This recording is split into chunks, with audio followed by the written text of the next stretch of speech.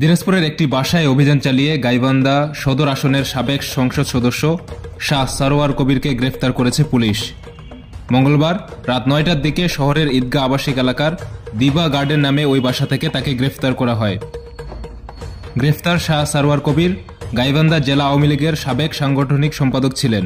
অভিযানে দিনাজপুরের police super Marufat Hossain, ডিবির OC Sohel Rana সহ পুলিশ ও ডিবি সদস্যরা উপস্থিত ছিলেন। এ বিষয়ে দিনাজপুরের পুলিশ সুপার মারুফাত হোসাইন বলেন, গাইবান্ধা ২ সদর আসনের সর্বশেষ এমপি মেম্বার অফ পার্লামেন্ট, ওনার নামে গাইবান্ধাতে মামলা আছে। সেই মামলার রেফারেন্সে আমরা ওনাকে এখানে পেয়েছি, আমরা নিয়ে যাচ্ছি। আবার দিনাজপুর সদর থানা কোতোয়ালি থানাতে থাকবে। পরবর্তীতে এসে গাইবান্ধা থেকে পুলিশ সদস্যরা আসবে, এসে ওনাকে নিয়ে যাবে, নিয়ে গাইবান্ধা কোর্টে ওনাকে হাজির করবে। এখানে গত মার্চ মাসের, আপনারা কি প্রশ্ন করবেন আমি বুঝি, জেলা আওয়ামী লীগের উনি কোন পদে আছে শোনেন, উনি গত মার্চ মাসের ১ তারিখ থেকে এই বাসায় আত্মগোপন করেছিলেন। আওয়ামী লীগের কোন পদে ছিলেন বলে দেন, আপনি বলেন। সাংগঠনিক সম্পাদক জেলার গাইবান্ধা জেলার সাংগঠনিক সম্পাদক ছিলেন, ওনার মুখেই শুনলেন।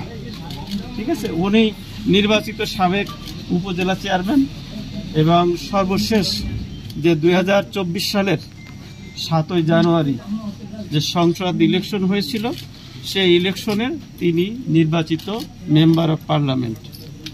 তিনি গাইবান্ধা জেলার কয়েকটি মামলার দুইটি মামলায় উনি এজাহারভুক্ত তালিকাভুক্ত আসামি।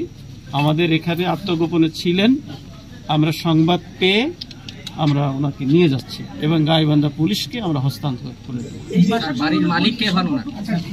মালিক ওনার আপন ভগ্নিপতি। আমরা যতদূর জানি যে রাষ্ট্রপতি জি রাষ্ট্রপতি না, বাংলাদেশের যিনি বাংলাদেশের প্রথম স্পিকার শাহ আব্দুল হামিদ, উনি আমার আপন দাদা, ওনার দাদা।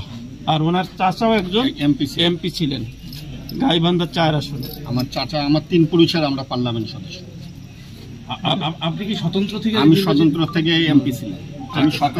এমপি ছিলাম। আমি স্বতন্ত্র থেকে উপজেলা চেয়ারম্যান ছিলাম। আমি এবারই সর্বশেষ এমপি হয়েছি, উপজেলা চেয়ারম্যান। এবার আপনাদের আমি এমপি নির্বাচন। এবার দেখি আমাদের